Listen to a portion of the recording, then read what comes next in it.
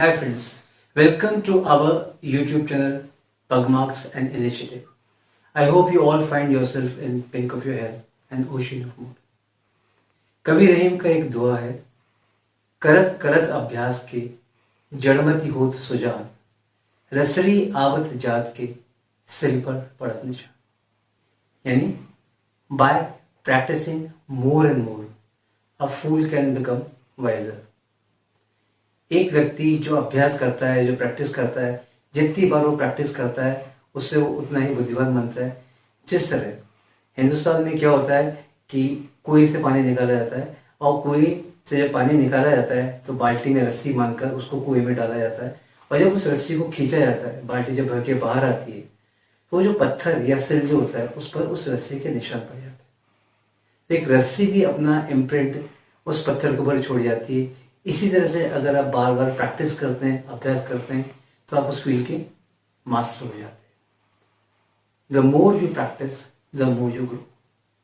There are two types of growth, personal growth and professional growth. Pablo Picasso का नाम आपने सुना ही होगा, बहुत ही मशहूर और फेमस पेंटर थे. वो एक बार जर्मनी की गलियों में टहल रहे थे. एक लेडी ने उनके देखा, उन्हें देख के रिकॉग्नाइज किया, ये तो पिकासो है. भागी भागी उनके पास गई कि सर कुछ पेंटिंग बना के मुझे दे दीजिए. पिकासो उस दिन जल्दी में थे. उस लड़की के पास एक पीस ऑफ पेपर था, उन्होंने एक पेंसिल लिया और वो पेपर पिकासो को दिया कि सर जल्दी से कुछ पेंट कर दीजिए. विद इन 30 सेकेंड्स में पिकासो ने एक पेंटिंग बना के उस गर्ल को दिया. उसने देखा 30 सेकेंड्स में ये पेंटिंग बन गई. बोले सर ये पेंटिंग. पिकासो ने उनसे बोला कि आप किसी भी एग्जीबिशन में जाइए और बोलिए कि ये पिकासो की पेंटिंग है. That will fetch you $1 million. उस समय उस लड़की को विश्वास हुआ नहीं, पर उसने कहा ठीक है, ट्राई करते हैं. एक एग्जीबिशन चल रही थी, वहां वो गई और उसने बोला ये पिकासो की पेंटिंग है. जैसे ही ऑर्गेनाइजर देखा ये पिकासो की पेंटिंग है, उन्होंने उसे इमीडिएटली $1 million पे कर दिया. अब वो लेडी पिकासो को ढूंढने लगी. जैसे ही पिकासो मिले, भागते भागते उनके पास पहुंची कि सर मुझे उस पेंटिंग के $1 million मिले, क्या आप एक काम करेंगे? पिकासो ने बोला पूछिए. बोले सर आप मुझे 30 सेकेंड्स में ऐसी पेंटिंग बनाना सिखा देंगे जिससे मैं $1 million फेच कर सकूं या $1 million कमा सकूं. पिकासो ने हंसते हुए उस लेडी की तरफ देखा और बोला, lady, that painting took me 30 years, which I painted for you in 30 seconds. ये जो पेंटिंग मैंने आपको 30 सेकेंड्स में बना के दी है, मुझे इसको बनाने में या मुझे इसको प्रैक्टिस करने में मैंने मेरी जिंदगी के 30 साल लगाए. That is the importance of practice.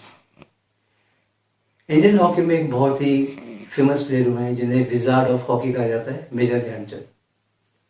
1976 में जब इंडियन हॉकी टीम ऑस्ट्रेलिया गई थी तो सर डॉन ब्रैडमैन की उससे मुलाकात हुई और सर डॉन ब्रैडमैन ने कहा कि जैसे हम क्रिकेट में रन बनाते हैं वैसे ही सर आप हॉकी में गोल करते हैं. जर्मनी में ओलंपिक हो रहे थे तो इंडियन टीम का मैच जर्मनी के साथ था. हिटलर ने उन्हें एक प्रपोजल दिया कि अगर आप इंडियन टीम की तरफ से ना खेलकर जर्मनी की टीम की तरफ से खेलेंगे तो मैं आपको फील्ड मार्शल बना दूंगा.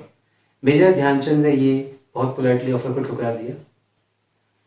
जब इंडियन टीम का मैच था तो उस ग्राउंड पर पानी डाल दिया गया क्योंकि उस टाइम इंडियन टीम के प्लेयर रबड़ के जूते पहनते थे, ये सोच के कि जब वो रबड़ के जूते पहनकर खेलेंगे तो वो उस ग्राउंड में फिसल जाएंगे. मेजर ध्यानचंद नंगे पैर उस मैच में खेले.